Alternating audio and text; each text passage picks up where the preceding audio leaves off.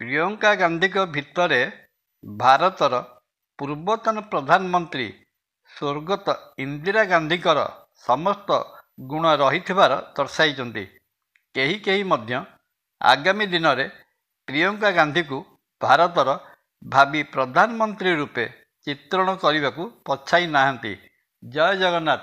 ନମସ୍କାର, ମୁଁ Tapan YouTube channel ତାର ଦର୍ଶକ ବନ୍ଧୁମାନଙ୍କୁ 2025 ମସିହାର ହାର୍ଦ୍ଦିକ ଶୁଭେଚ୍ଛା ଓ ଅଭିନନ୍ଦନ ଜ୍ଞାପନ କରୁଛି।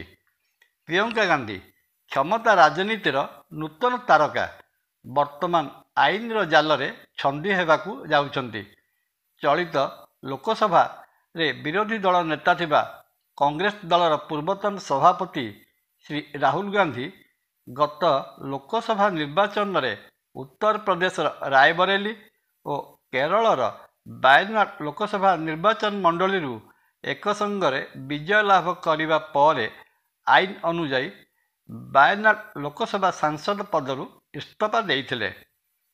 ବାୟନାଡ଼ ଲୋକସଭା ଆସନ ଖାଲି ହେଲା ପରେ ସେଥିପାଇଁ ଉପନିର୍ବାଚନ ଅନୁଷ୍ଠିତ ହୋଇଥିଲା ଏବଂ ସେହି ଉପନିର୍ବାଚନରେ କଂଗ୍ରେସ ଦଳରୁ ପ୍ରାର୍ଥୀ ହୋଇଥିବା ଶ୍ରୀମତୀ ସୋନିଆ ଗାନ୍ଧୀ ଓ ଭାରତର ପୂର୍ବତନ ପ୍ରଧାନମନ୍ତ୍ରୀ ସ୍ୱର୍ଗତ ରାଜୀବ ଗାନ୍ଧୀଙ୍କ କନ୍ୟା ତଥା ଶ୍ରୀ ରାହୁଲ ଗାନ୍ଧୀଙ୍କ ଭଉଣୀ ଶ୍ରୀମତୀ ପ୍ରିୟଙ୍କା ଗାନ୍ଧୀ ଭଦ୍ରା 4 ଲକ୍ଷରୁ ଅଧିକ ଭୋଟରେ ଜିତି ଚଳିତ ଲୋକସଭାରେ ସାଂସଦ ରୂପେ ଶପଥ ଗ୍ରହଣ କରିଥିଲେ।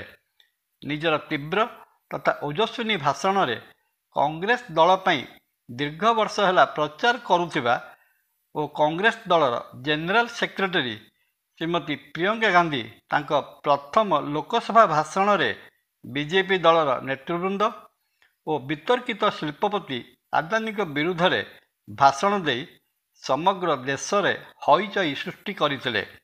ଲୋକସଭାରେ ତାଙ୍କର ବକ୍ତବ୍ୟକୁ କଂଗ୍ରେସ ଦଳ ସମେତ ସମସ୍ତ ବିରୋଧୀ ଦଳ ବଡ଼ ଉତ୍ସାହର ସହିତ ସ୍ୱାଗତ କରିଥିଲେ। କଂଗ୍ରେସ ଦଳର ଅଭିଯୋଗ ଅନୁଯାୟୀ ପ୍ରିୟଙ୍କା ଗାନ୍ଧୀଙ୍କ ଭାଷଣରେ ମ୍ରିୟମାଣ ବିଜେପି ଦଳ ପ୍ରିୟଙ୍କା ଗାନ୍ଧୀଙ୍କୁ ହଇରାଣ କରିବା ତଥା ତାଙ୍କ ଲୋକସଭା ସଦସ୍ୟ ପଦ ରଦ୍ଦ କରିବା ପାଇଁ ଜାଣିଶୁଣି ଆଇନର ମିଛ ଆଶ୍ରୟ ନେଇଛି, ଯେପରିକି ନିକଟ ଅତୀତରେ ରାହୁଲ ଗାନ୍ଧୀଙ୍କ ଉପରେ କରିଥିଲା ଏବଂ ଗୁଜରାଟର ତଳକୋର୍ଟ ଏବଂ ଗୁଜରାଟ ହାଇକୋର୍ଟ ରାହୁଲଙ୍କ ଲୋକସଭା ସଦସ୍ୟ ପଦ ରଦ୍ଦ କରିଥିଲେ ଏବଂ ପରେ ସୁପ୍ରିମକୋର୍ଟଙ୍କ ହସ୍ତକ୍ଷେପ ପରେ ରାହୁଲ ତାଙ୍କ ଲୋକସଭା ସଦସ୍ୟ ପଦ ଫେରି ପାଇଥିଲେ। ସେହିପରି ଏହି ଏକ ଉପାୟରେ ବିଜେପି ଦଳ ତାର ବାୟନାଡ଼ ଲୋକସଭା ନିର୍ବାଚନରେ ପରାଜିତ ପ୍ରାର୍ଥୀ ନବ୍ୟା ହରିଦାସଙ୍କ ଦ୍ୱାରା କେରଳ ରାଜ୍ୟ ହାଇକୋର୍ଟରେ ପ୍ରିୟଙ୍କା ଗାନ୍ଧୀଙ୍କ ବିରୁଦ୍ଧରେ ଏକ ମାମଲା ଦାଖଲ କରିଛନ୍ତି।